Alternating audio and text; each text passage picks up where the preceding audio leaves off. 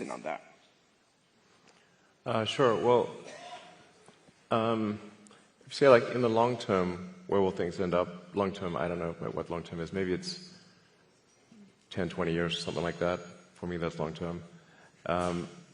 My prediction is that work will be optional. Optional. Optional. So. We'll take that. Yeah. I mean, it'll be like playing sports or a video game or something like that. If you want to work, you know, in the same way, like you can go to the store and just buy some vegetables, or you could grow vegetables in your backyard. It's much harder to grow vegetables in your backyard, but some people still do it because they like growing vegetables. That will be what work is like, optional. Now, between now and then, there's actually a lot of work to get to that point. And I always recommend people read Ian Banks' culture books to get a sense for what a probable positive AI future is like. And interestingly, in those books, money is doesn't exist. It's kind of interesting. And my guess is, if you go out long enough, assuming there's a continued improvement in AI and robotics, which seems likely, the money will stop being relevant at some point in the future. Now, there will still be constraints on power, like electricity and mass. The fundamental physics elements will still be constraints. But I think at some point, currency becomes irrelevant. Jensen, any thoughts? By the way, the Nvidia earnings call is later today. And by the way, since currency is relevant. Cheers. Elon just wants to share with you some breaking news.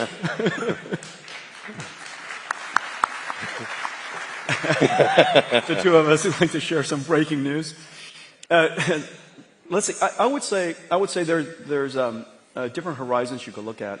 Everybody's jobs will be different. I think that's for sure. How the students learn will be different. How people do their work will be different, obviously, because a lot of the things that we do mundanely or arduously or very difficultly are going to be done very simply. And so we're going to be more productive from that sense. One of the things that I will say is that for most people or a company, if your life becomes more productive, and if the things that you're doing with great difficulty become simpler, it is very likely, because you have so many ideas, you'll have more time to go pursue things. It is my guess that Elon will be busier as a result of AI. I'm going to be busier as a result of AI. And the reason for that is because we have so many ideas we want to pursue, so many things that we still have in our backlog inside our company that we can go pursue. If we were more productive, we can get to those things faster. And so in the near term, I would say that there's every evidence that we will be more productive and yet still be busier because we have so many ideas. One thing that I will say, give you some evidence, is that, and I was just telling Elon about this earlier, radiology, for example, has largely been converted to AI-driven radiology, and there's some really great companies doing that. And the surprising thing is the prediction that all radiologists would be the first jobs to go was exactly the opposite. The trend shows that there are more radiologists being hired now as a result of AI. And the reason for that, if you take a step back, it's because the goal of a radiologist is not to study the images. The goal of a radiologist is to diagnose a disease. Now the studying of the images became so productive, they could study more images, study more modalities, spend more time with the patients.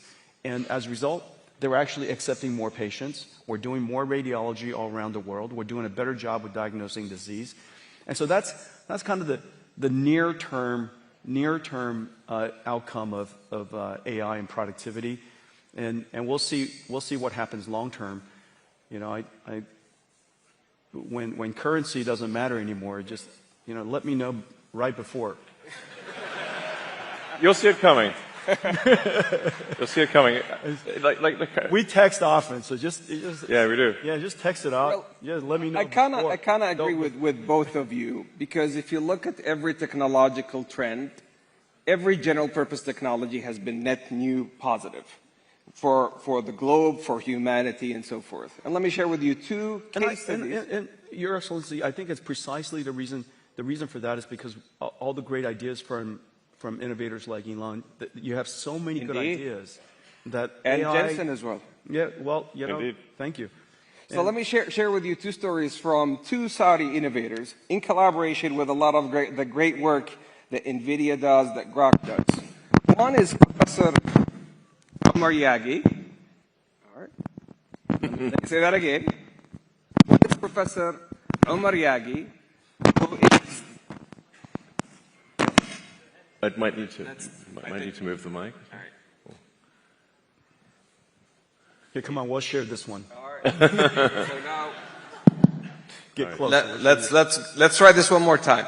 So one of them is Professor Omar Yagi, who's the first American Saudi to win a Nobel Prize in creating new chemistry.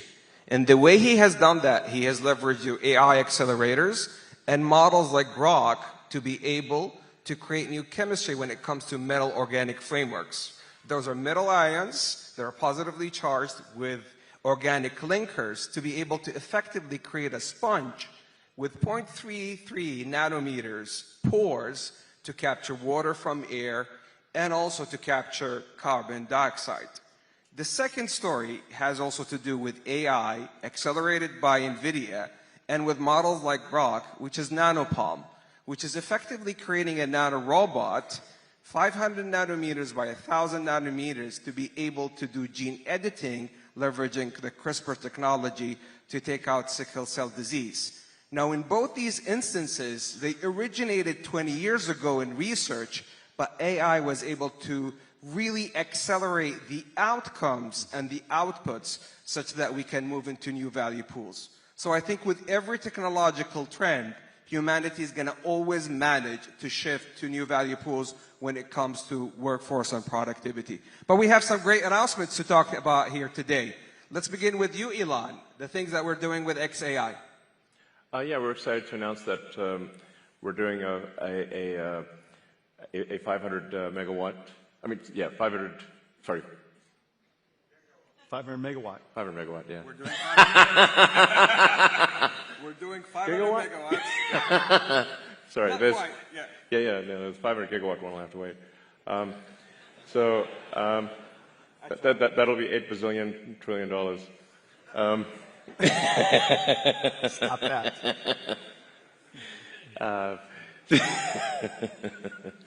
So yeah, we're doing a XAI, and the Kingdom of Saudi Arabia are doing a Humane, 500 megawatts, starting with 50 megawatts phase one, and we're doing it with Nvidia. Yeah. Congratulations to the Humane team, to Tarek and team. Such a fantastic job.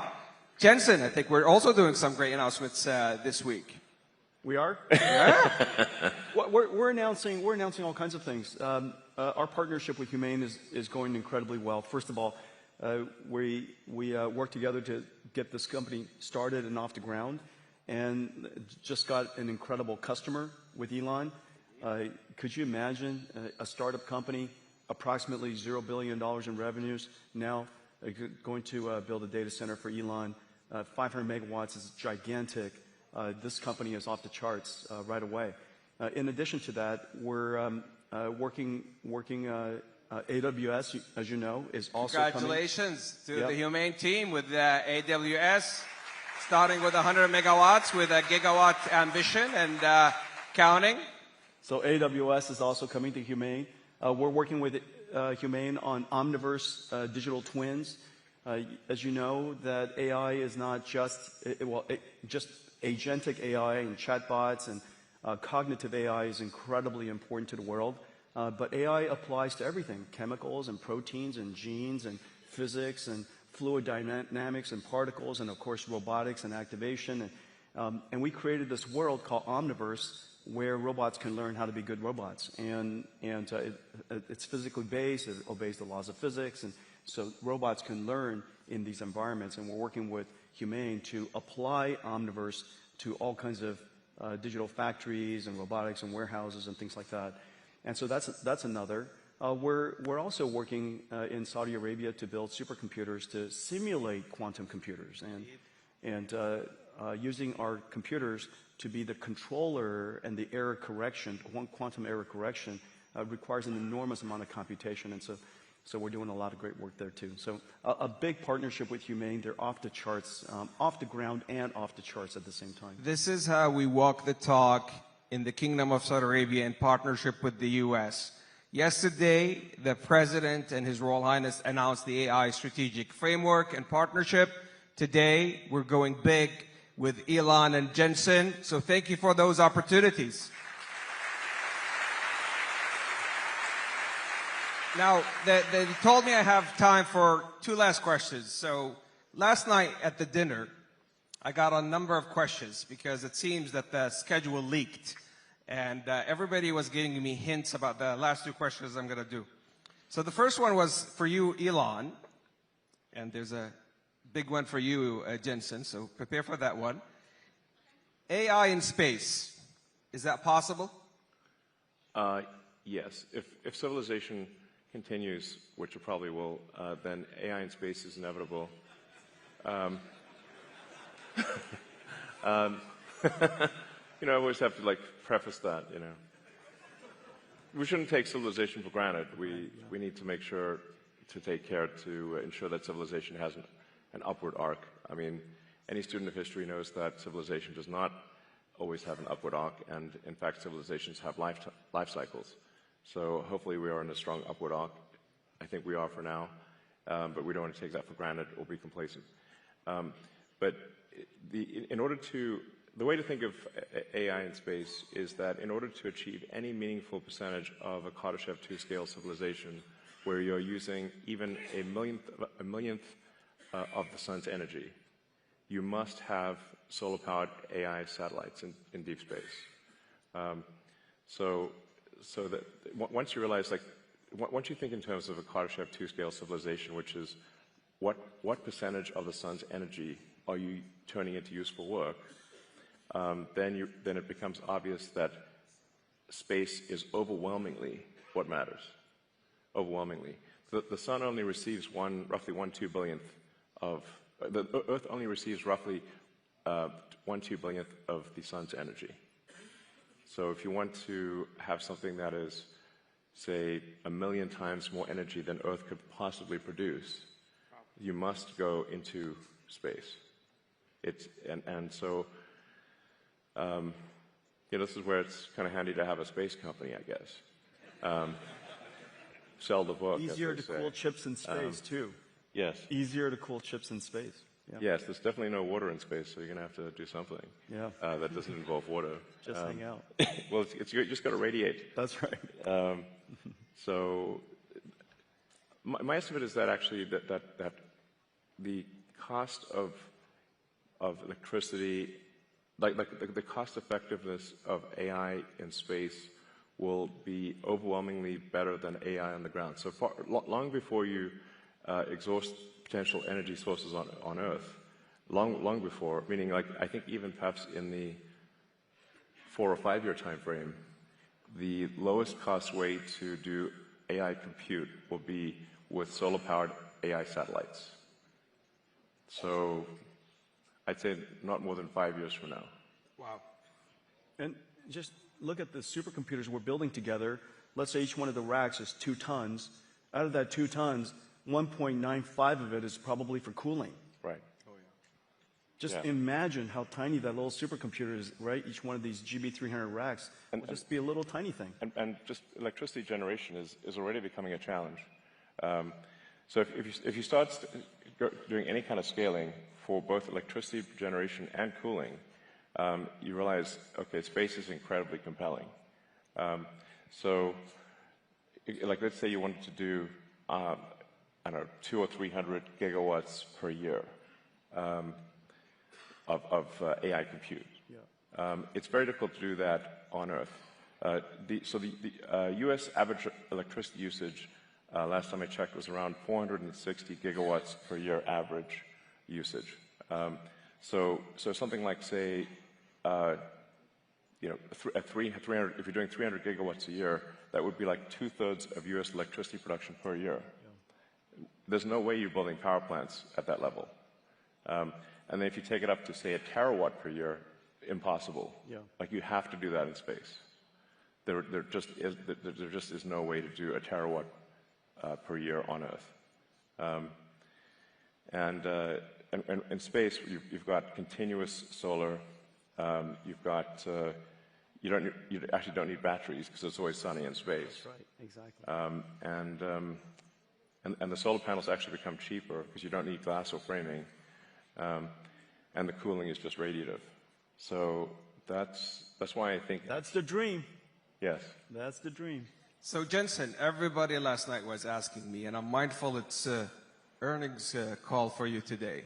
So I'm going to say this delicately. Everybody has been asking me to ask you, are we going to have an AI bubble? That's the last question. All right, no. All right, let me just tell you what we see. Okay, so I think it's really important when you look at what's happening around the world and go back to first principles of what's happening in computer science and computing. There are three things that's happening. The first thing is that we all know that Moore's law has run its course, and the amount of demand for computing versus the amount of computation we can get out of general purpose computing is really challenging. And so the world's been moving to accelerated computing for some time. We've been pushing this now for over 20 years. Let me give you one statistic. I was just at supercomputing. 6 years ago, CPUs were 90% of the world's supercomputers, top 500 supercomputers. 6 years ago. This year, less than 15%. Went from 90% to 10%, and meanwhile, accelerated computing went from the other way, 10% to now 90%. Okay, so you're seeing that inflection point, the transition in high-performance computing from general-purpose computing to accelerated computing.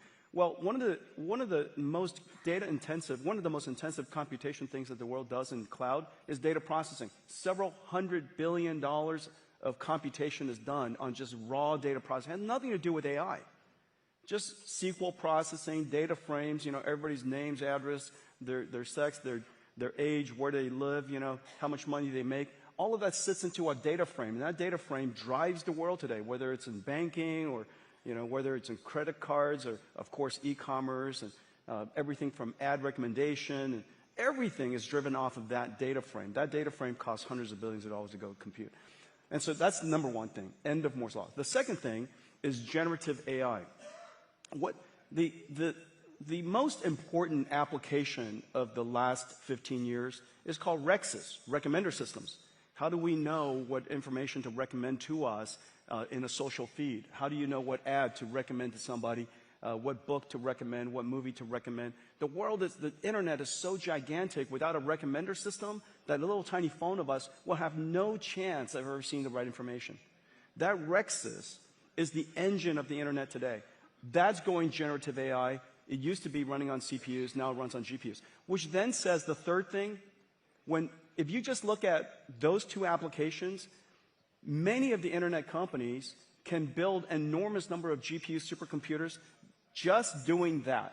Of course, then it creates the third opportunity on top of it, which is agentic AI. This is Grok, and this is OpenAI, this is Anthropic, this is Gemini. Agentic AI sits on top of that. But don't forget to think about what is happening underneath what everybody sees as AI today. There's a whole movement of computing from general purpose computing to accelerated computing. And that, if you take that into consideration, you'll come to the conclusion that, in fact, what is left over to fuel that revolutionary agentic AI is not only substantially less than you thought, and all of it justified.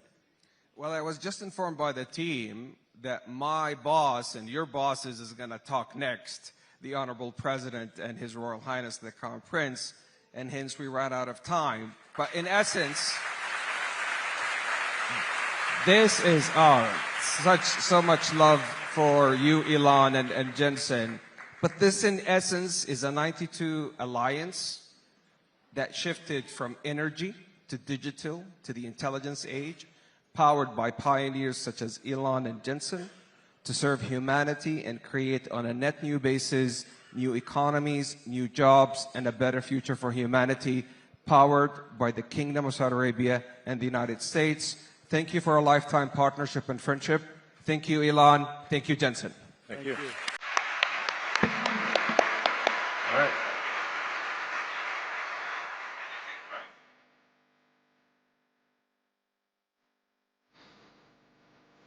Ladies and gentlemen, what we just heard was a conversation about the future of technology spoken by the people building it.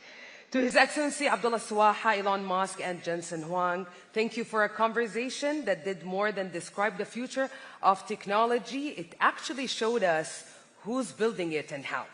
And now, ladies and gentlemen, we ask you to remain in the plenary. We will soon proceed with the special address by the leaders. As His Excellency Al-Swaha mentioned, our leaders are about to arrive. So the sponsorship recognition segment will take place after their departure. And I just want to mention that His Royal Highness the Crown Prince Mohammed bin Salman bin Abdulaziz Al Saud will deliver his speech in Arabic. For English-speaking guests, we have live translation devices available for you. Our ground team will be more than happy to assist you. Thank you.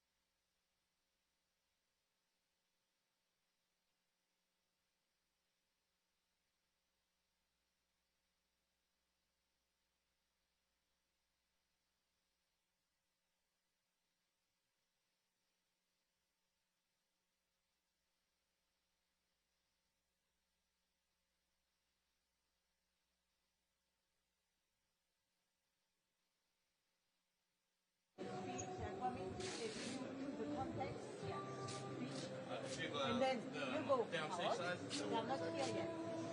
And then, when they're coming on stage, the music is louder, you will see. When they are ready, they take the picture. I put some names in the and then they when they are ready, the mic, and then we have to go. Is it only coming through there?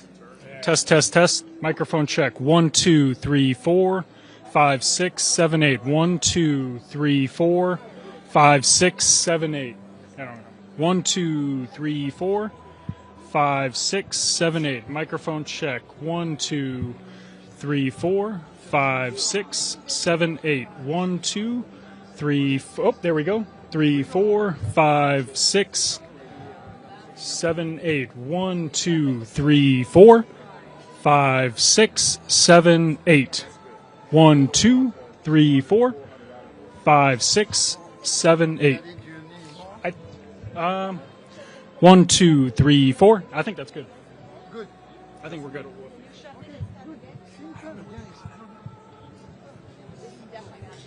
just skip to a new song. So can you go to the next song? They're on their way. Oh, am I on your way?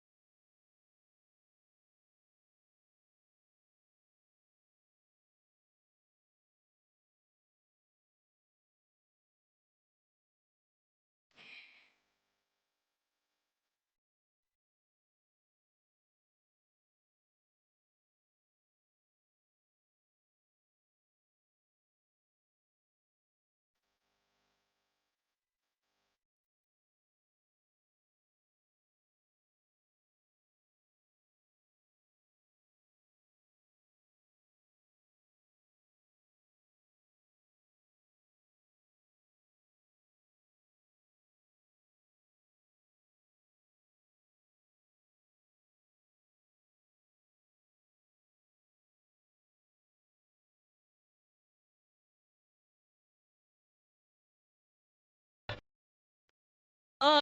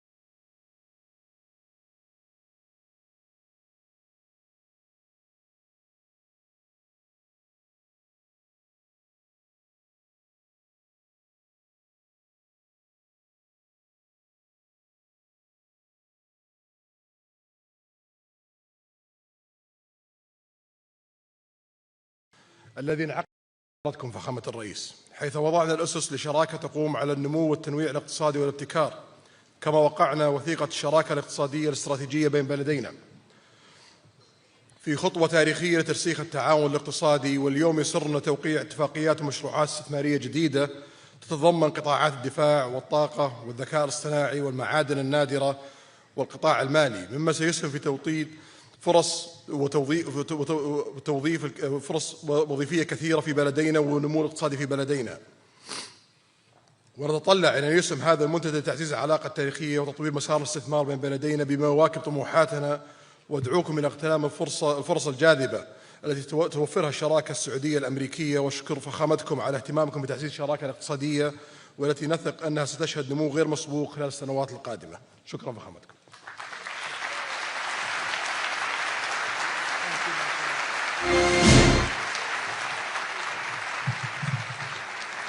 Well, thank you very much. And it's great to be here today at the U.S. Saudi Investment Forum. Great group of people. The biggest, you got the biggest in the room. But some of the most talented, maybe most importantly, the word talent, successful and innovative business leaders anywhere on the planet.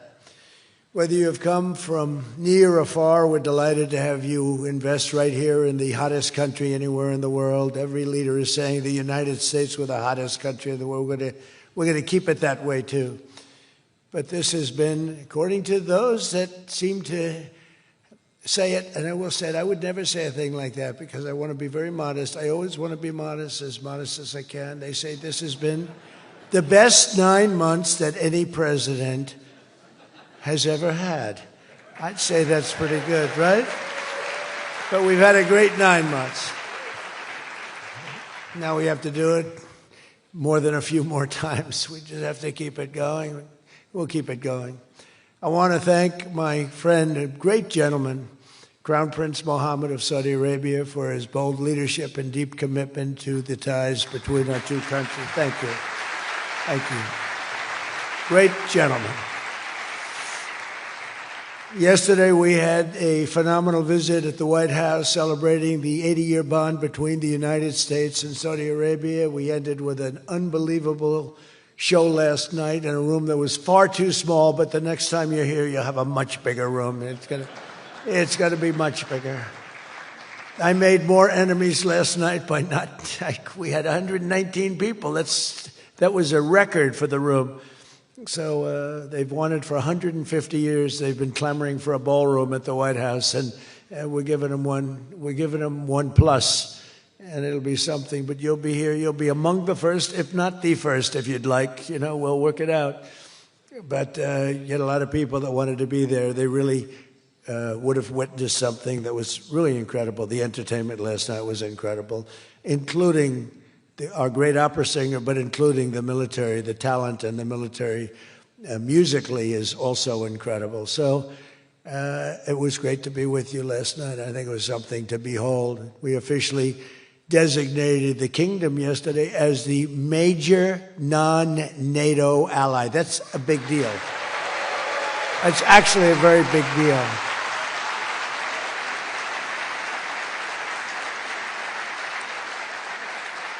Great honor. That happens seldom, very seldom, if at all. So I just want to congratulate you on that. That's a sign of trust. We signed a historic strategic defense agreement yesterday also, and that's something that is likewise very rare, and it's a very honored company that you're in. And we're going to be selling Saudi Arabia some of the greatest military equipment ever built. We build the best military equipment in the world by far. That's why we do the most business, including nearly 300 American-made tanks is what you're buying, among many other things, the airplanes, and we're working on getting that approved very quickly. It's already approved, but don't worry.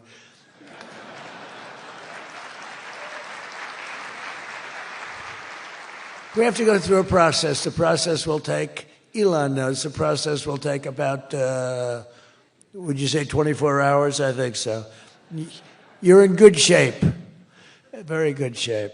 The partnership between our two nations is among the most consequential in the entire world, and together the Crown Prince and I are making an alliance stronger and more powerful than it's ever been before. We've had good relationships and frankly not good. You didn't have a good relationship with Barack Hussein Obama. You didn't have a good relationship with Sleepy Joe Biden. But you had a great relationship with me, and now it's as good as it was, and probably even better if you think about it, because we took the dark cloud away from your country. It was called Iran and its nuclear capability, and we obliterated that very quickly and strongly and powerfully. But that was a real cloud over the whole Middle East, and now they want to make a deal. They want to make a deal. They want to see if they can work out a deal with us, and we'll be doing that probably. But that was a terrible cloud that you had to live with for a long time. 22 years they were thinking about doing that, the B-2s. That was even before the B-2s. Those B-2s, what machines they were, they flew in, they were undetectable, and they dropped their payload, and every single bomb hit its exact mark, which was a shaft going deep into the mountain. And every single one of them hit, and it was total obliteration. And then I was criticized by some of the fake news for saying the word obliteration was too strong, perhaps. They had no idea. Nobody saw it. 3 days later, when the Atomic Energy Commission went, they said it was total obliteration, beyond obliteration, they said.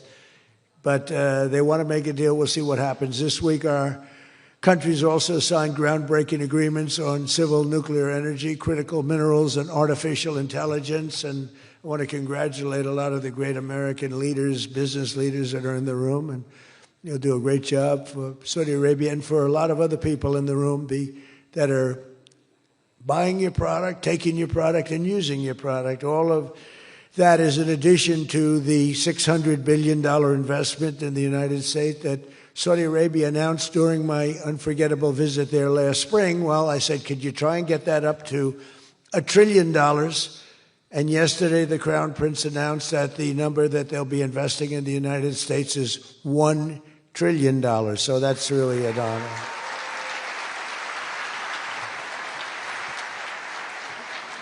And we just took a picture backstage with some of the great business leaders and some of the great people, friends of mine from your country, and beautiful picture. And while we were taking the picture, I said, could you make it 1.5 trillion?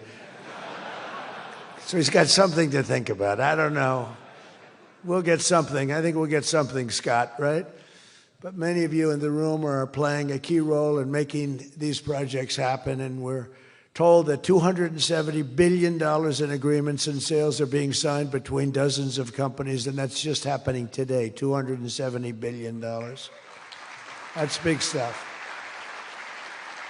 So on behalf of the thousands of American workers who I care about most, I want to thank you for bringing all those jobs and all those great opportunities to America and bringing great wealth to America. We've become a very wealthy country. We have a couple of little things. We're waiting for a decision. We hope that's going to be good, but if it's not, we always find ways, we find ways, but we've done things that nobody thought were possible, and we're taking in trillions and trillions of dollars. Tariffs have been, frankly, the best thing that's ever happened to our country. They've always been used against us, and we never had people that were smart enough to use them in the opposite direction. But now you do, and we have taken in trillions of dollars, and it's been absolutely amazing. We're going to be doing a dividend to the people, low and middle income, moderate income people, of at least $2,000. In addition to that, we'll be paying down debt very substantially. It's the kind of money we're taking in. And really, countries that took advantage of us are no longer taking advantage of us. Some of our friends treated us far worse than our enemies on trade anyway, and we've got that all straightened out. And everybody's happy. They respect us again. It's like one of those things. I think they like us better, and they actually respect us, and it works out much better for us, too. But I especially want to thank our numerous Saudi friends here today, including the ambassador to the United States, a friend of mine, Princess Rima. Thank you very much. Great job. Great representative you have. You sent a good representative. and many distinguished ministers and members of the cabinet, governor of the Public Investment Fund. Where's Yasser? Yasser's here someplace. Sometimes I see him dressed both ways. I don't know. It's cooler that way. I'd dress that way if I could. Yasser's terrific. He's a terrific man, actually. So thank you very much, Yasser. And Secretary Scott Bessent, who's been fantastic. Where's Scott? We're thinking about him for the Fed, but he wants no part of it. He likes being Secretary of the Treasury. I think we'll leave him. So let's cross your name off, right, officially, right?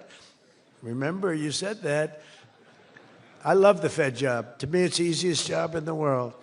You play golf for 28, 29 days, then you go and make a little speech, tell everybody, in the case of the current guy, the wrong information because he has no clue. But if you have good instincts, you know, it's all based on instincts. I see they want to hire 3,000 economists, 3,000, to report to the Fed chairman. What are they going to do? Take all this information? 3,000 economists. That's why they're spending $4 billion on renovating a building that should have cost $25 million to do. They should have spent $25 million. They're building a basement into the Potomac River. I could have told them that's very tough to do and it doesn't work and it's very expensive. But they're up to $4 billion headed by this clown. But we have 3,000, think of it. They want to hire 3,000 economists. So they took a poll and they interviewed 71 people. And of the 71 people, 2 people got it right. 2 people. One was a great economist whose name I won't tell you because I don't like him personally, but he is good. And the other one that got it the most right was a man named President Donald J. Trump. Do you believe it? Everyone else was wrong. And I didn't have an economist. Well, I had Scott. But we got it right, didn't we? Huh? We got everything right. Doug Burgum, where's Doug? Will you please drill a little bit faster? Between him and I'll tell you, you and Chris. Chris was great on television. And he's setting records. They're setting records. But I'll never be satisfied. Drill. You know, we got elected. Drill we must, I called it. Drill, baby, drill. Con Edison, a great utility from New York many years ago, they used to have a sign, drill we must and dig we must. So when they were digging in a road, they'd have a sign, dig we must. Well, now we're putting those utilities to shame because I'm allowing all of those AI plants that are being built to build their own electric generating force, and they're building them like nobody's ever seen, and they're coming up with ideas and new contraptions like nobody's ever seen. And this way they can't blame me for not producing electric. I said, you produce it yourself. And actually they didn't believe I was saying that because nobody ever thought of a thing like that. They're building a massive plant. They were going to hook it up to a 200-year-old grid. And you know that wasn't going to work because there's no way of doing that. No way we could have done that.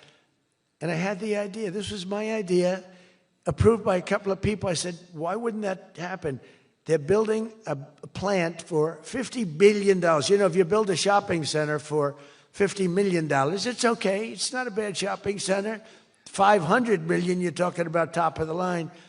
$50 billion. So when it was first explained they're spending $50 billion, I said, no, you mean 50 million. No, sir, we mean 50 billion. And then I saw some of them that were the size of Manhattan. I said, they did mean 50 billion. And I said, well, what you're going to do is with that, how would you like to build your own electric generating plant? And they looked at me like I was crazy because something like that, they really didn't understand it. The smart guys, they didn't understand it. They said to me at the next meeting, sir, the biggest problem we have will be electricity. I said, you don't understand. I told you last week, you're going to build your own. I'm giving you approval to build your own plant, and you will be approved within a period of 2 to 3 weeks. It used to take 20 years prior to termination. In other words, you would wait 20 years and you wouldn't make it. You'd be voted down 5 to 4. I said, we're getting you approved in a 2-week, 3-week period. In fact, Lee Zeldin, one of the superstars of this administration, I said, Lee, if it's oil and gas, get them approved in 2 weeks. If it's nuclear, add another week. Because some are going nuclear, and they're doing, be careful. They better be careful. But they are going to be careful. They're the greatest people in the world. So now they come back and they actually believed it. And now they're being approved rapidly. And we have things being built, the likes of which nobody's ever seen. We're leading China by a lot in AI. And we're also bringing auto plants in from Canada and from Mexico. They took them, and they're all coming back. They're all coming back because of tariffs. If we didn't have tariffs, I mean, they like the fact that we won the election by a landslide on November 5th. That helped. But they're all coming back, and they're coming back from Germany and Japan. Toyota just announced, as you know, $10 billion worth of new plants. They just announced it last week. I went to various countries, and Japan was one of them. And Toyota's coming in with a $10 billion investment in 4 or 5 plants. Now, we're going to be more advanced than we were. So we led the car industry like 100% 50 years ago. We led the chip industry 30, 40 years ago. We had 100%. Then people came in and started taking it. I don't blame them, Taiwan, etc. They took 100% because we had no president that protected our industry. If we would have said, it's wonderful that you're going to Taiwan, we think it's great, but when you sell your product back into this country, there will be a 250% tariff. Nobody would have left. Nobody would have left. And Intel would have been a giant. Intel would have been, where's Jensen? Intel would have blown, well, he now owns a big chunk of Intel. He's got it figured all different ways. Where are you, Jensen? Stand up. You have done such a good job. And you had a good 2 days, I understand, right? A good 2 days. How's Blackwell doing, okay? Any recent competitors? Anybody going to blow Blackwell away in the next week? They say 10 years. I don't know, maybe 2 years, 3 years. But you will not be stopping there. You'll be going further fast, right? An amazing job you've done. I want to thank Howard Lutnick and Christy Noem for being here. Christy, Howard, good job. Really good job. My daughter Tiffany's here with her great husband, Michael. Thank you very much, Tiffany. Thank you, honey. She was a great student. She went to Georgetown. She was a great, great student, and she finished really right at the top, and we were proud of you. And she was so proud, and her graduation got canceled because of COVID. But I say if her name were something else, they probably wouldn't have canceled it. They didn't like that she did so well in school. They weren't happy about it. I say they canceled your graduation because you were a great student, and they didn't want, but other than that, I have no problems. You see, I don't take anything personally. Anyway, great job. And of course, hundreds of the top minds in technology, finance, and private enterprise from both Saudi Arabia and the United States. But my message to all of the leaders and investors with us today, and they are the best in the world, is very simple. Under the Trump administration, America is back and America is open for business. And America is actually stronger than it's ever been before, ever.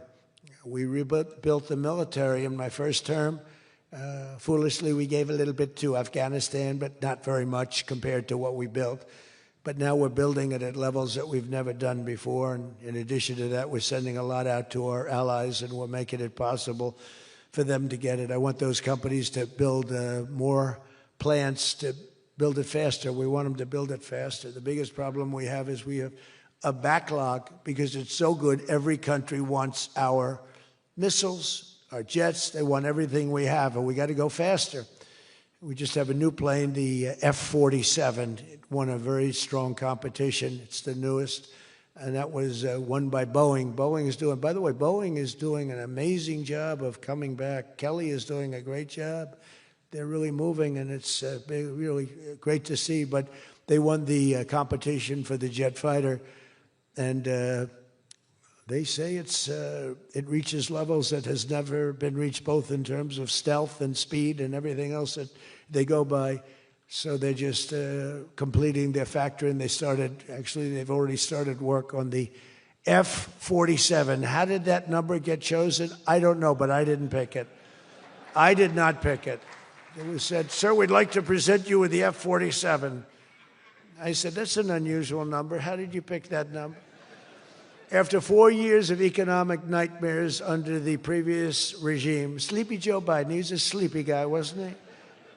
Think he would have been here today? I don't think so. Americans have rejected the failed, and they were really failed, far left models that you were looking at of high taxes and massive spending, soaring costs, crushing regulations, and trillions of dollars in green new scams. Everything was a new scam, green, green, green. Look, I'm all for the environmental, everything. I'm all for climate change. You know, they have a new word, climate change. It used to be global warming. It's global warming. Well, that didn't work because it started coming down. They did the global cooling thing. Then they just said, we can't keep up with this. It's too much. So we'll go, perfect words, climate change. They're covered. If it rains, if it snows, if it's warm, it's climate change is destroying the world, remember? The world was supposed to have been gone 2 years ago. They gave us 12 years, Howard, to live, right? 12 years. But that was 14 years ago. The world was going to burn up, but it got actually much cooler. They know these people. It's a little conspiracy out there. We have to investigate them immediately. They probably are being investigated. Their policies punished success, rewarded failure, and produced disaster, including the worst inflation in our country's history. We had the worst inflation in history, and now we have a beautiful normal inflation. It's going to come down over the next few months a little bit more, but we have a nice normal inflation. We had the highest inflation in the history of our country. 9 months ago, our country was dead, but now America is the hottest country anywhere in the world. We're the hottest country. I don't care what country you're with. America is the hottest country considered, and we did this in a period of 9 months. We're a little longer than that, but it took me about 2 weeks to get started. We're rewarding those who build and create, invent, and invest in the USA. And you know, our big, I call it the great, big, beautiful bill. It's the biggest bill ever passed in the history of Congress.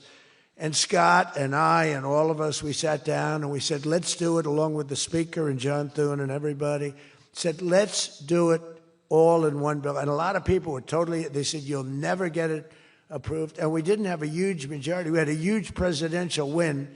We won everything. We won all 7 swing states. We won the popular vote by millions. We won everything. But the one thing, we won one, it's called districts. The country has districts. And we won in terms of districts 2,750 to 550. And that's why when you see the map of the election, it's the whole country, it's all red. And it's pretty amazing. 2 little blue streaks on the right and on the left, and they're very little and getting smaller. But it's been, it's been pretty amazing. But in 4 long years, Joe Biden secured less than $1 trillion. In 9 short months, I've secured $18 trillion to rebuild our factories, create hundreds of thousands of jobs, and bring back those beautiful words, made in America. So think of that. He did less than $1 trillion in 4 years. And in 9 months, we've done more than $18 trillion, okay? That's called success. And we think that by the end of the first year, it'll be over $20 trillion. So, and thank you very much. You helped with that little boost you gave us, that little increase. We appreciate it so much. We appreciate you. So it's just one example. Under the deals being signed this week, workers at GE Aerospace, I think he's here. Where is he? Stand up. What a job you've done with your new engines. And where are you? You're there. It's not a very good location for you. I thought you have been amazing. Great new engine that's supposed to be more efficient, more powerful, and less costly. That's not a bad combination. But GE Aerospace will soon be delivering dozens of new airplane engines for 787 Dreamliners in Saudi Arabia's commercial fleet. Big order. It was a big order just secured. Every new job and every new factory created by these announcements builds up our middle class and it really strengthens the industrial backbone of America. And, you know, I view it differently. I used to view it as it's great, great, great. The stock goes up. I view it, everything is jobs now because I don't care. I care about jobs. And we have more jobs. It was just announced. We have more jobs right now than we've ever had in the history of our country. Those are big numbers. You know, it's like crazy. It's just a great stat. More jobs today than we've ever had in the history of our country. And we're going to be producing a lot more are coming. In my first term, we built the greatest economy in the history of the world, and now we're do it again. But this is really bigger and better and stronger. The first term, we had what was considered the best economy that any president has ever had. That's nice.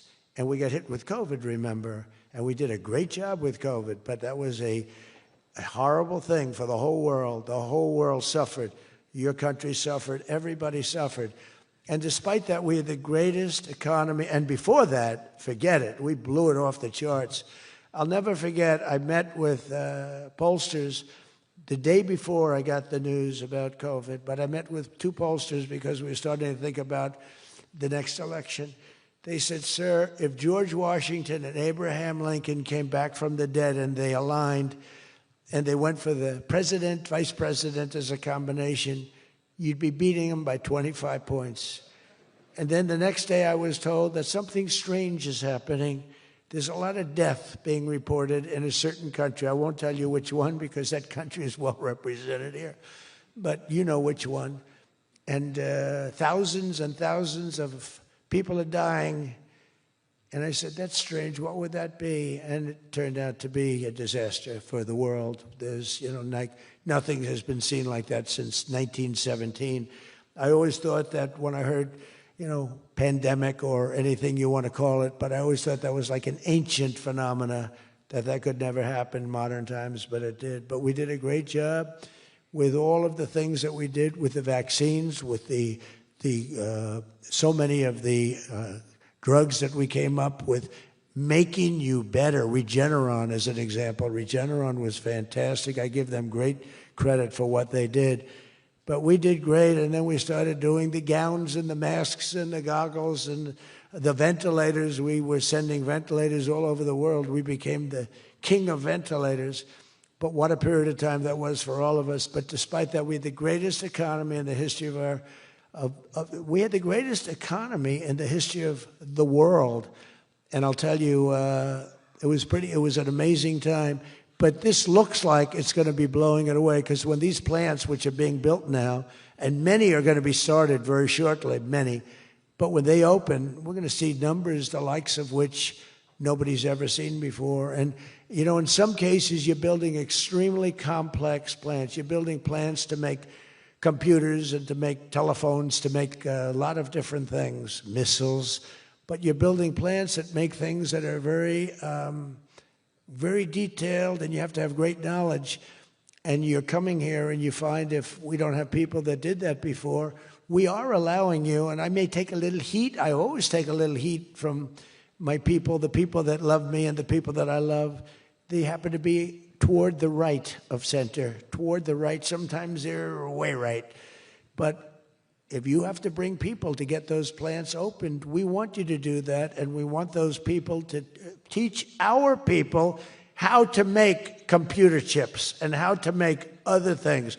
You can't come in, and I'm explaining, you can't come in, open up a massive computer chip factory for billions and billions of dollars like is being done in Arizona, and think you're going to hire people off an unemployment line to run it.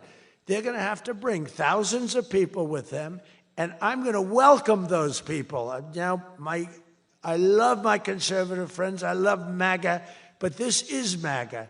And those people are going to teach our people how to make computer chips, and in a short period of time, our people are going to be doing great, and those people can go home where they probably always want to be. You know, when people are born someplace, they tend to want to go, and we have the greatest country in the world, but they want to go. But they're going to do. We had one case in Georgia where a battery factory, batteries are very dangerous to make. They're complex, much more complex than people understand. And they spent $1 billion to build a factory, and they were told to get out. And I said, stop it. Don't be stupid. And we worked it out. And now they're teaching our people how to do it. But they're going to have to spend, Jensen, I don't think you can open up a big plant with your friend from Taiwan where we're going to have 40 or 50% of the computer chip business at I don't think you can do that with people that don't even know what a chip looks like. Do you agree with that? So somehow, you know, the people that are against this are really, really smart. They're unbelievable patriots, but they just don't understand. Our people have to be taught. This is something they've never done.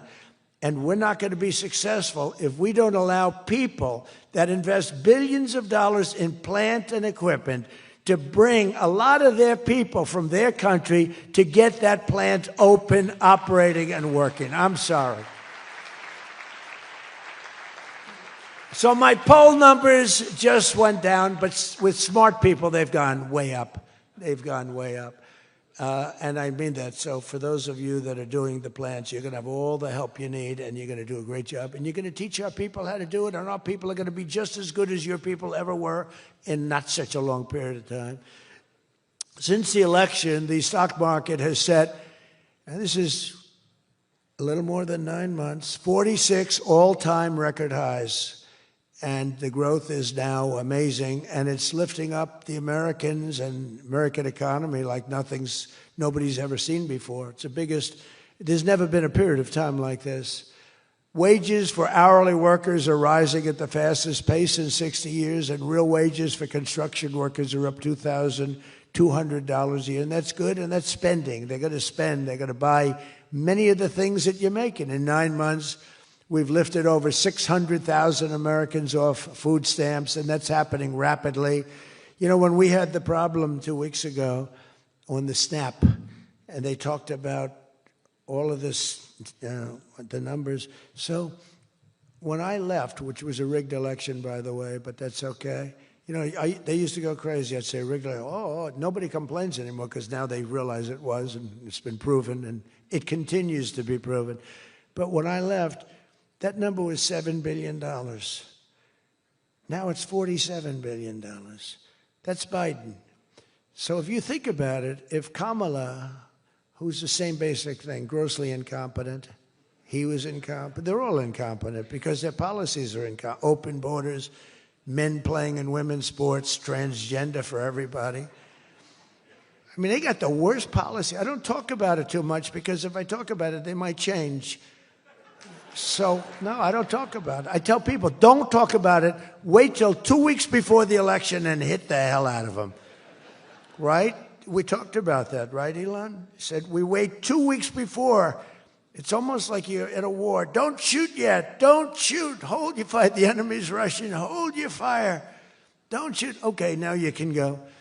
2 weeks before. But I watched a guy the other day, a congressman, fighting for men playing in women's sports. And the new weightlifting record for a certain weight was just set.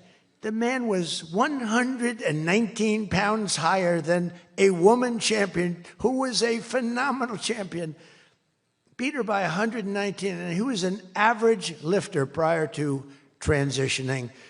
A lot of the Saudis are sitting here saying, what the hell is he talking about transition? They don't do a lot of transitioning. They're sitting here, the Saudis are saying, what is he talking about? They're saying, what do you mean women are playing against men? No, that doesn't happen, does it? Yeah, it does. These people are crazy. 1.9 million more American-born workers are employed today. Think of that, than when I took office. So we picked up almost 2 million workers, and more Americans are now working, as I said, than at any time in the history of our country. Under Biden, 1 out of every 4 new jobs went to increase the size of the federal government. So in other words, 1 out of 4 was a federal worker. Well, I love our federal workers, but that's not the way you can build a country. It's a short road to a disaster. Under my administration, 100%, think of that, of all new jobs created came out of the private sector. In fact, the federal government, we cut thousands and hundreds of thousands of jobs out of the federal government. Now, if I wanted to do something for purely political reasons, I'd say, Susie, let's hire a couple of million federal workers. And you know what happened? Unemployment is unbelievable. We don't do that. They did that. They used to hire workers in order to fudge up the numbers. The federal workers. By the way, Susie Wiles, most powerful woman anywhere in the world by the biggest, most important magazine. Susie Wiles, she had her father, Pat Summerall, the great announcer, football. He was a great football player, became an even greater, the voice of the NFL, and he was supposed to be a tough cookie, and I believe it 100%. Most powerful woman in the world. She can take out a country, take out a country with one phone call. That's power. I don't know if I could do that, but she could. Thank you, Susie. Do you feel good about the job you're doing? Huh? She's never going to be satisfied. She's doing a great job. We're also making incredible strides to make America affordable again. That's a new word that they're using. Affordability, they talk. They had the worst inflation in history. They had the highest prices in history. The country was going to hell. The only thing that we're going up in is our stock market, okay? The only price that we really have, I mean, we're bringing prices down, but they came up with a new word, affordability. And they look at we were all about affordability, and everyone assumes that that meant that, no, their prices were high. If you look at the numbers, since I took office, core inflation is now below 2.7%. It was at numbers that nobody had ever seen before with them. Walmart just announced that the cost of their standard Thanksgiving meal is reduced by 25% this year from last year. So they make, look, the Democrats, I don't know, some of you are probably liberal Democrats. I don't know about in your country. I don't know if you know that word, liberal. The word liberal doesn't exist. But they have a new word now. You can't use liberal. You have to use the word progressive. And I don't like using it. It's a beautiful word, progressive. Progressive, that's not them. They're regressive. No, they're regressive. Think of it. So if I don't get in, we have $20 trillion. Let's say she gets in. Instead of $20 trillion, you'd lose $10 trillion, and your welfare and other benefits would go up by 30%. Look at Snap. Look at what happened there. From 7 million to 47. From 7 billion to 47 billion, it would be that. So we would lose business, countries and companies and people would flee our country. They would flee, and all of the other things would go up. In other words, would end up with a shell of a country, and I'm being nice when I use the word shell. This country would have been in big trouble, and I don't want to get him in trouble. But that gentleman right there, the most respected man in the room, that's today because we're here. Most respected man, I have to say that. Don't worry, when I'm with other countries and the leaders sitting there, I say the same about them. Don't worry. Don't get carried away. No, the most respected, one of the great leaders, he told me when I was in his country, he said, and I use it all the time. Sometimes I refer to him because I have great respect for him. I figure it sells better. But he said exactly these words. He said, it's amazing what you've done. 1 year ago, your country was dead, and now you've got the hottest country in the world. You were the first one that said that. And I've used your name hundreds of times. I use your name, I say, that king of Saudi Arabia said. But anyway, but it's true. We were a country that was in really bad trouble. We were a country that would have been dead, I believe, within a year or 2 years after the election. We were headed in a very bad direction. And now we're headed in the best direction, I think, that we've ever been headed. According to the USDA, Turkey is down, think of that, 33%. And I'm not talking about the country of Turkey. He's doing fine. Erdogan is doing good. Just want to, I don't want him calling me. I'm not down 33%.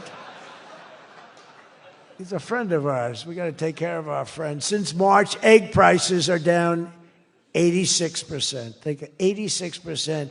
Many other prices are down in a similar number. When I first came into office, my first 3 days, I had a news conference. And they started screaming at me. Those people, that's a lot of people back there. Look at all the fake news. They started screaming at me, eggs, eggs. I didn't know anything about it. I said, what's going on with eggs? They're up quadruple. I said, I've only been here for 3 days. And we'll work on it. And we got them down very substantially. They said, don't buy eggs for Easter. At the White House, we have an Easter egg hunt. We buy thousands of eggs. People come from all over, thousands. They asked me, sir, would it be possible this year to buy plastic eggs? I said, I'm not buying plastic eggs. The kids are going to pick up an egg. They're going to, what the hell kind of an egg is this? And we bought maximum number of regular eggs, and we got the prices. Brooke Rollins did a great job, Department of Agriculture. She did a fantastic job. And eggs are way down now. Mortgage rates are down despite the Fed. I mean, Scott, you got to work on this guy. He's got some real mental problems. No, there's something wrong with him. It's just sweet. I'd be honest, I'd love to fire his ass. He should be fired. Guy's grossly incompetent. And he should be sued for spending $4 billion to build a little building. I'm building a ballroom that's going to cost a tiny fraction of that, and it's bigger than the whole thing put together. You got to work on him, Scott. The only thing Scott's blowing it on is the Fed. Because the Fed, the rates are too high, Scott. And if you don't get it fixed fast, I'm going to fire your ass, okay? I can't tell you, Scott, sir, don't fire him. Sir, please don't fire him. He's got 3 months to go. Don't fire him. I want to get him out, Scott. Please. He's the voice of reason. You're very lucky you have him, I'll tell you that. Done a good job. I think Howard's a little bit more for firing him. Right, Howard? I think Howard would say, get him the hell out of there. Anyway, well, congressional Democrats wanted the largest tax hike in history. They wanted to raise your taxes by 42%, 44%. I proudly gave you the largest tax cuts in American history. Don't forget, the great big beautiful bill doesn't kick in until January 1st. So all these numbers that you're reading about, all these great numbers, that's without the tax cuts. The tax cuts take effect on January 1st, and that's no tax on tips, no tax on overtime, and no tax on Social Security for our great seniors. Even people that go buy a car, they've never had this. You know, middle-income people don't know what the word deduction is. They don't know. This room, they live on deductions. Me too. How much of a deduction do I get? We all live on it. Middle-income people, they don't know about it. They don't really have deductions. We're giving them a deduction on the interest if they buy a nice Tesla car and they borrow the money. You're so lucky I'm with you, Elon. I'll tell you, has he ever thanked me properly? Although I do let him buy other than electric cars, but these are minor details. You know, we had a mandate, which even Elon thought was ridiculous, that everybody has to have an electric car by 2030. And once, fortunately, he said, that's a ridiculous thing. So I keep quoting, but I'm giving them a deduction. Now, Elon would like to have it differently. A deduction only if you buy a Tesla, right? But we'll let it be for everybody. But think of it. You get a deduction on the loan, on your interest payment. I think that's going to be an unbelievable boon to car sales. I think it's one of the biggest things, and we'll see, but I think it's going to be. And the biggest thing I've done for business and jobs is deductibility, where all of that money that you're spending, 100%, think of it, expensing for all new equipment purchase, factory construction, including structure. Every single thing you're allowed to deduct, expensing 1 year. And that's what made our first tax bill, in my opinion, more than anything else, bringing your money back in. We have that, we have everything. Trillions of dollars, hundreds of billions, but trillions of dollars. Apple alone, Tim Cook brought in hundreds of billions of dollars. You couldn't do it under the old tax code. You'd have to pay so much tax, and just the bureaucracy of it. We made it very simple. We charged a fair rate, and we took in billions. Well, we have that. But the expensing, to me, was the thing that made it so successful. And the other thing is all of those tax cuts that we got, that was the largest tax cut in history. On top of adding to those cuts, we extended the original tax cuts. If we didn't extend, you would have had about a 58% tax increase from that point, and we were able to get that extended. So I want to thank the Speaker of the House, and I want to thank John Thune. And a lot of people thought that bill, because we put everything into that one, we took 4 years' worth of things, and we put them into the great, big, beautiful bill. And we got it passed. It was close, like about a quarter of a vote. It was on fumes. We thought for a couple of moments we were not going to be able to get it. Then we would have had to have it in 9 or 12 or 14 different bills. And I don't think we would have gotten many of them approved. We would have gotten some easily approved, but some we would have gotten no votes on. By putting it all together, we got everything. And it was a great job, and I think someday it's going to be appreciated. But among other things, it's the biggest tax cut in history for people and for businesses. So just enjoy it, and think of me every once in a while when you're hiring new people and making a lot of money. You just think about us. But I'm cutting a record number of job-killing regulations. That's the other thing. And I've already slashed more than $1 trillion worth of regulations this year. My last term, I gave the largest regulation cut in history, and now we're doing it again. In fact, for every new regulation, they're mandated to cut 10. And so far, it's for every new regulation, they've cut 30.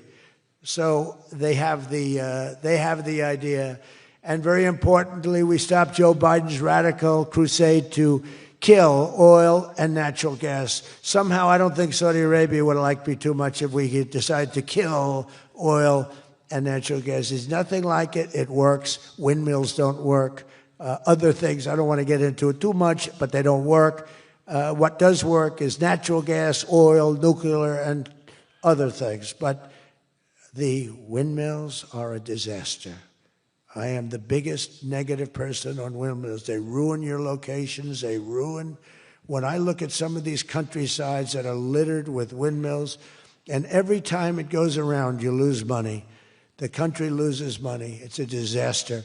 And I just hope that some of these countries that are losing their ass, we have countries that are going bankrupt because they're putting windmills all over the place. You're supposed to make money with energy, not lose money with energy. And we talk about oil, and we talk even clean, beautiful coal. I said, you're not allowed to mention the word coal unless you precede it by saying clean, beautiful. So I have my people in the office, they're talking about coal, right? And they're going, sir, a clean, beautiful coal is doing very well, sir. And then 2 minutes later, clean, beautiful coal. Then he mentions the third time, sir, coal. No, it's clean and beautiful.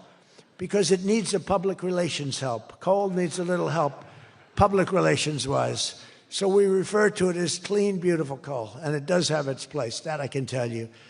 But we're streamlining permitting for all new energy projects, all new mining projects, and what used to take 28 days is now down to very little. But we had times when, not 28 days, we had times when things would take 14, 15, 16, and even 20 years to get approved. We have a maximum day, 28 days. That's the maximum it'll take. It'll never take more. You can come in with $1 trillion factory. You can come in with what it takes, a maximum of. You don't have to go years and years and years, be abused by bureaucracy. If you build a plant now, you're going to have your plant done within 28 days. And a lot of you are all, because I see everyone shaking their head, you're all agreeing. We're getting you approved by very smart people quickly. You know, when you used to walk in with plans done by the best engineers in the world, thousands of pages, and drop them on some guy who's been there for 28 years approving environmental impact statements, and he's looking at pages that he's never seen, and he's supposed to approve it. He has no idea what the hell is in those pages. So we know what we're doing. We're going to get maximum is 28 days. That's why we have so much under construction, and people can't believe it. They can't believe it. And again, remember what I said, most important thing, you're building your own electric plant. You're really becoming a utility in addition to doing what you're doing. but you're building all of the excess, all of that energy, all of that electricity is being built, and your excess electricity you can sell back to the federal grid. So we even make it there. Under the deals being signed this week, the world's two leading energy superpowers, America and Saudi Arabia, are partnering on energy like we've never partnered before. American Saudi companies represented here today are joining on liquefied natural gas, infrastructure, constructions, and making both of our energy sections, our sectors are becoming so strong. Just a quick story. In Louisiana, when I first time I got there were two massive LNG plants. One was under review for 14 years and was being rejected. The other one was for 18 years. The people in Louisiana, Doug, you know exactly what I'm talking about.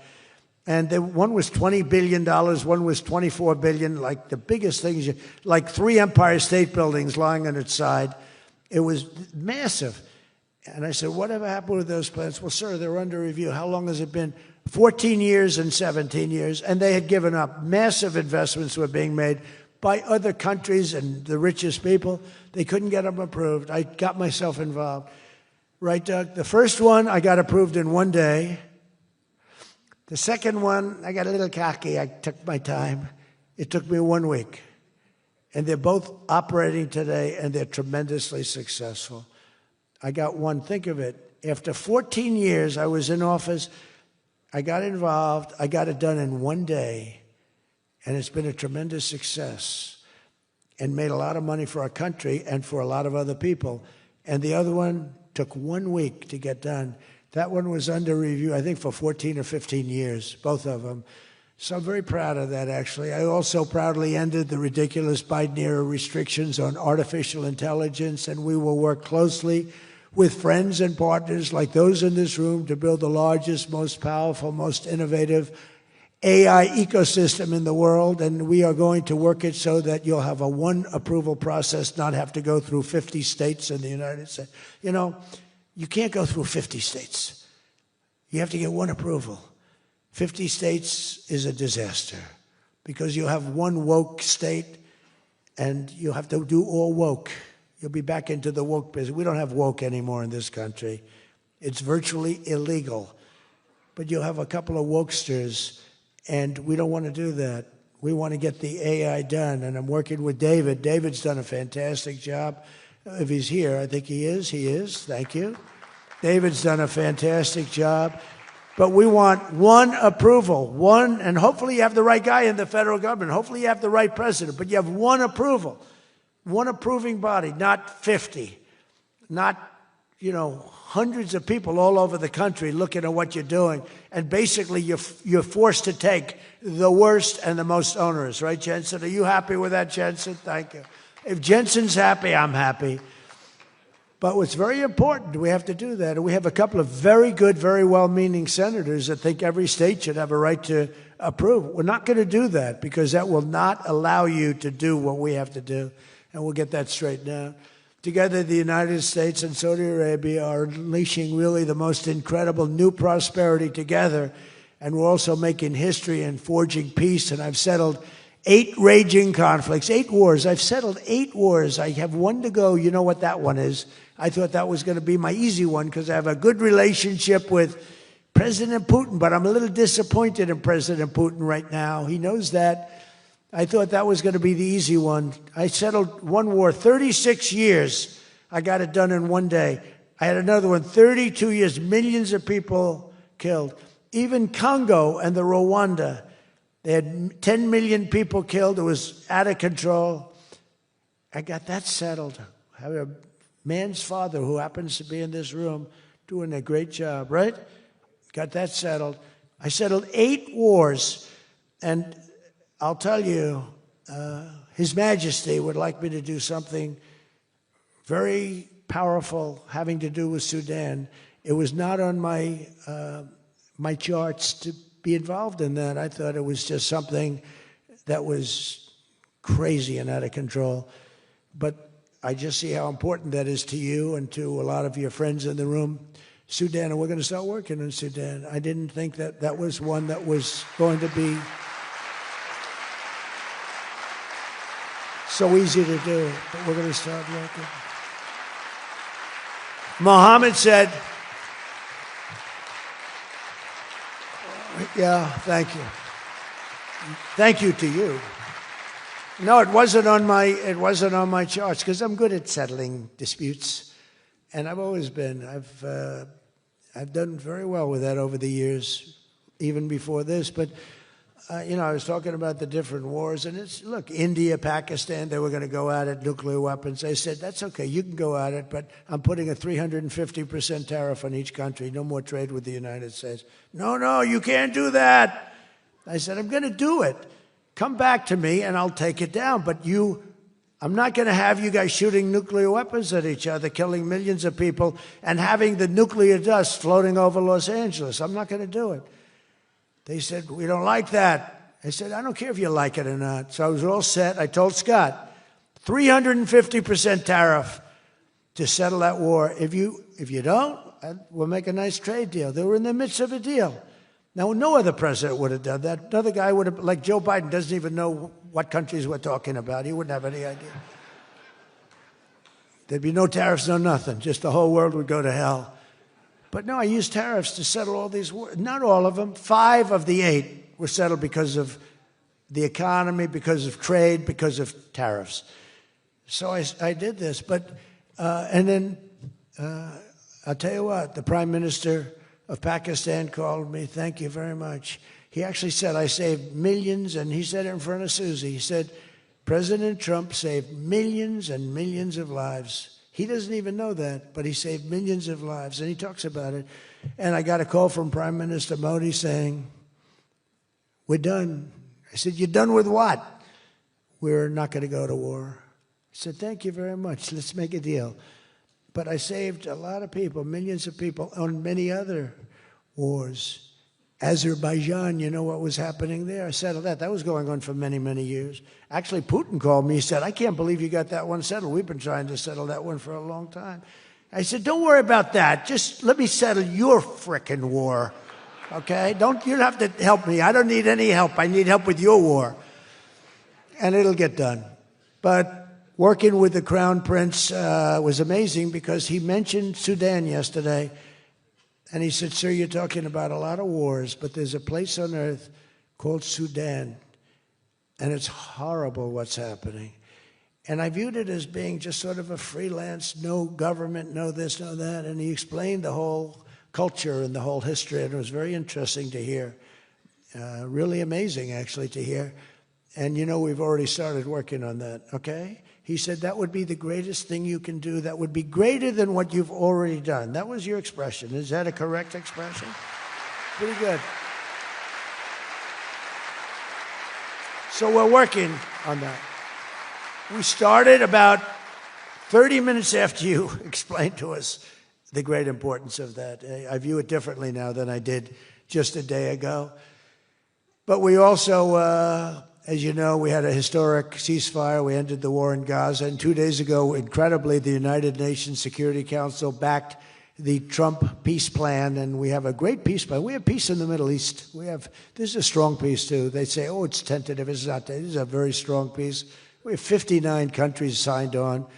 And when there's problems, I'm getting calls from countries. They want to go in and lead the fight to solve the problem if we have any problems. But right now, it's looking very good and endorsed. They endorsed the United Nations, what's called the Board of Peace, chaired by a person called Donald J. Trump. I accepted the chairmanship. They asked me to be chairman. That's what I needed. It's just a little more work. But it's a great honor. That'll be the greatest board ever assembled. Where do you see this board? This board will blow every board away. And I believe we're going to be lucky enough to have the Crown Prince be a very distinguished member of the board. But we're going to have the heads of the Board of Peace, and I think it will go long beyond Gaza and the Middle East. I can see that going long beyond.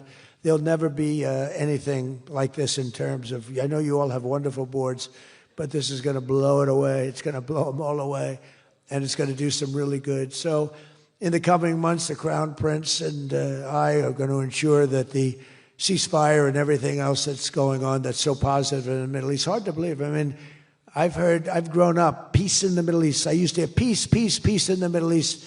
but never happened. We have peace in the Middle East. It's an amazing thing. Nobody thought, 3,000 years they talked. Nobody thought it would happen. In just 9 months, our administration has achieved more than most other administrations achieve in 8 years. And we're leading again in just every country. We want to win. We want to win for you. We want to win for ourselves. We want to help our allies. We want to change our enemies. We want to change our enemies. I'm being nice when I say it that way, but we want to change them. And if they don't change, we're going to be nasty. But hopefully we're not going to have to be nasty. But we want the world to prosper. We want the world to be safe. Our alliances are flourishing like they haven't before. And, you know, they're respecting America again. They didn't respect us. We were like a bunch of stupid people. We had a president that couldn't get up and talk, couldn't walk up a flight of stairs. We had people that didn't know what the hell they were doing. We were an embarrassment all over the world. But now we have people that are respected at levels that we've never seen before. So I just want to tell you that this is a group that I respect. I read every single name of every single person sitting in each and every seat. And I either know you or I know of you. This is an amazing group of people. And it really is headed by that gentleman sitting right smack center with 2 seats in between him. He wants plenty of room. And he's going to be the king of Saudi Arabia right now. He's the most distinguished gentleman. He's my friend. And thank you very much for what you've done for us, and we will always be with you. Thank you, Mohammed. I appreciate it. Thank you, everybody. Thank you very much. Thank you.